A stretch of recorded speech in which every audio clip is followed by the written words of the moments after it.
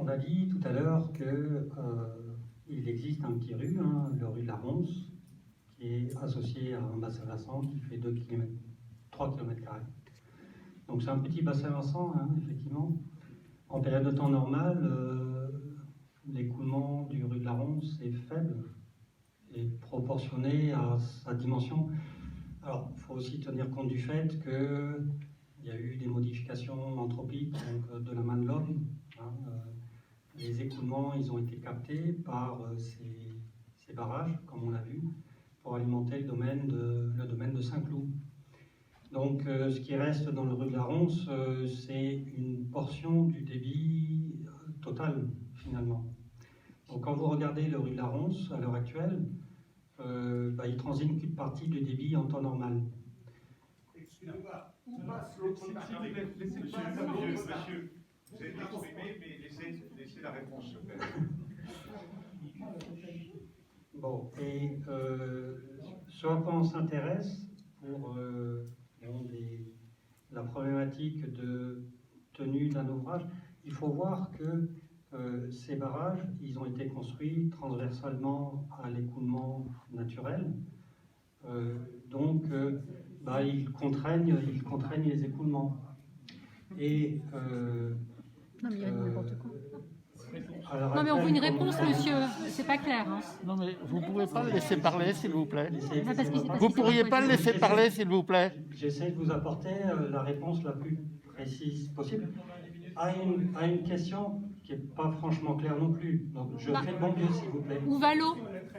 Où va l'eau? Après, ça s'arrête au milieu de la Ronce. Et l'aqueduc fragilisé derrière. À 2 mètres, le déversoir, le contrôle en fait des flux. Vous avez répondu en partie. Oui, mais ce qui manque comme argumentaire, c'est qu'on construit un barrage pour assurer la stabilité de ce barrage, comme on a vu que de ces barrages, comme on a vu que dans l'état actuel, ils ne peuvent pas remplir leur office. Il faut, laissez-moi parler s'il vous plaît, il faut construire, comme on l'a vu, des ouvrages déversoirs de crue. Et ça, la crue, elle va où? C'est obligé. Et pour dimensionner ces ouvrages déversoirs de crue, et c'est là où peut-être il y a une incompréhension de votre part, pour dimensionner ces ouvrages déversoirs de crue, il y a des normes. On ne fait pas ce qu'on veut. Nous, en tant qu'ingénieurs, on doit appliquer des règles de l'art.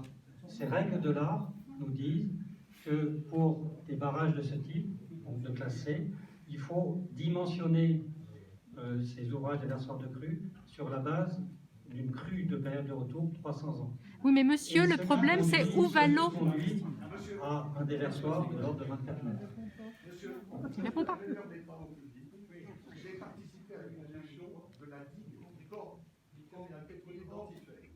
On ne vous entend pas. Je suis ingénieur des travaux publics. Remettez votre masque, s'il vous plaît, monsieur. On va porter le micro.